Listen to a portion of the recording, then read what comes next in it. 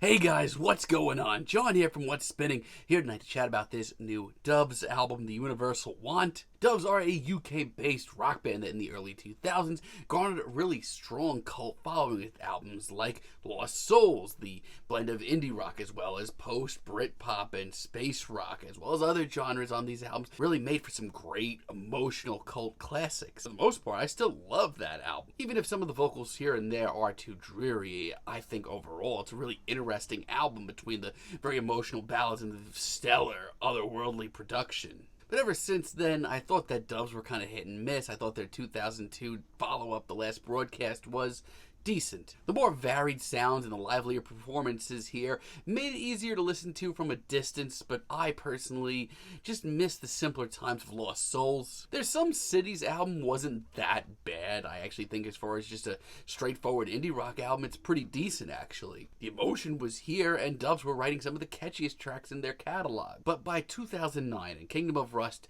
Doves sounded completely lost. They really lost their focus. They were just kind of clunking along, doing just weird, very straightforward indie that just didn't captivate me at all. Now, this may be a hot take, but a lot of the singles they've been dropping to this new album, they just sound super refreshed and revved up, ready to go. Let's chat about it. This album starts off with Carousels. It's a very spacey, hazy intro. If you're into Doves, you should know this by now. And you know what? I worried that they couldn't pull this off anymore. I really did. But you know what? It shapes up really nicely into an old school post-Britpop track. And no, it's not exactly the newest or most exciting sound in these genres. And this is just so passionate, right on the money. I mean, it's been like 10 years since we've heard from Doves.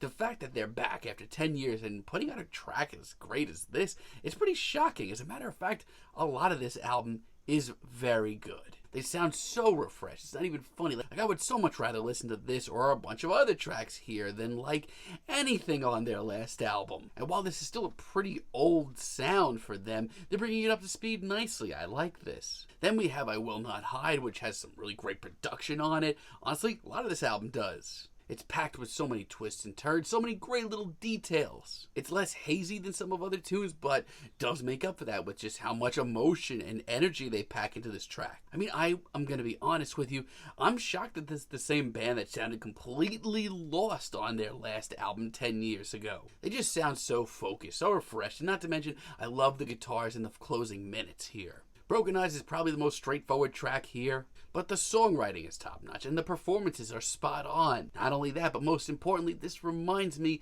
exactly about what I loved about Dove's music back in the day. And yes, it gets a little sappy at points. I honestly think that just gives this album just enough of a human touch. And yes, once again, super catchy. And Cathedrals of the Mind, I mean, I might just be a sucker for this. I love the soaring vibes of this instrumental, especially those very shimmering synths. And yeah, you can argue that some of the vocals may not be as strong as they were back in the day, but I honestly think the more tired, hardened vocals make this track a lot more emotional. I love how vast this track comes off. The soulful guitar, the glistening production, I'm all for this. Even the more chilled out jam elements in the final moments are pretty cool. I mean, overall, I think that Doves recapture a lot of the magic on this album, which is great. However, it's not without its flaws. For Tomorrow is a tough one for me. I actually love the production on this track a lot. I like a lot of the synths as well, and just this icy feel to this whole track. But the off-kilter pacing is just a really weird touch to this track, and not to mention, it's easily the least catchy track here. As a matter of fact, this chorus just sucks the wind out of me. The production here is enough to keep me somewhat entertained. It's not the worst thing here.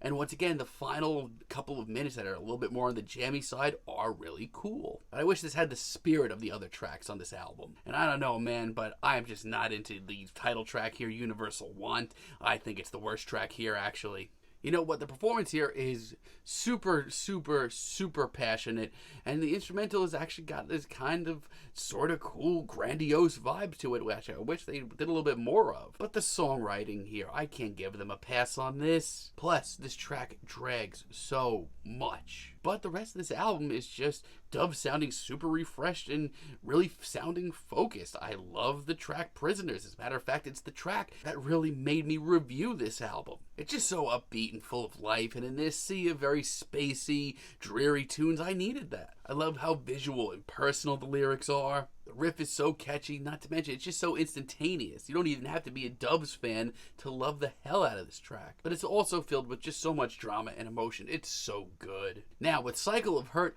I had my reservations when I heard that text-to-speech at the beginning.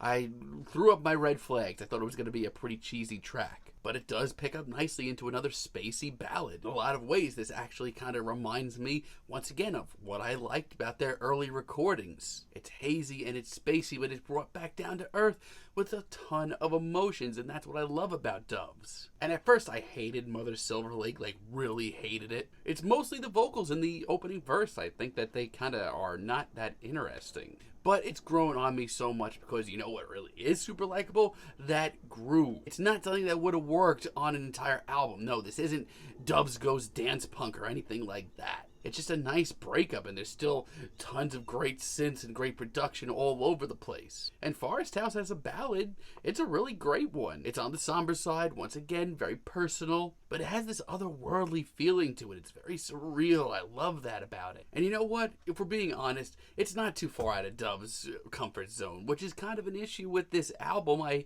do wish they branched out a little bit more. But this track really wraps up this album nicely, wraps up a lot of the ideas and the sounds that we heard here in a nice way. So look, Dubs did not reinvent post-Britpop or bring back space rock with this album. They aren't even that far out of their comfort zone. However, I just can't seem to say no to most of this album. As a matter of fact, just how refreshed and focused Dubs sounds after all these years really warms my heart. They wrote a bunch of really great tracks that may not push these genres to new limits, but it made me fall in love with their sound all over again. Honestly, this is a set of really great tracks. I'm feeling a decent 8 on this album, but let me know what you guys think down below. If you like the video, be sure to give us a like, give us a subscribe, and let me know down below what you would like for me to chat about in the future. And until next time, have a great day, guys.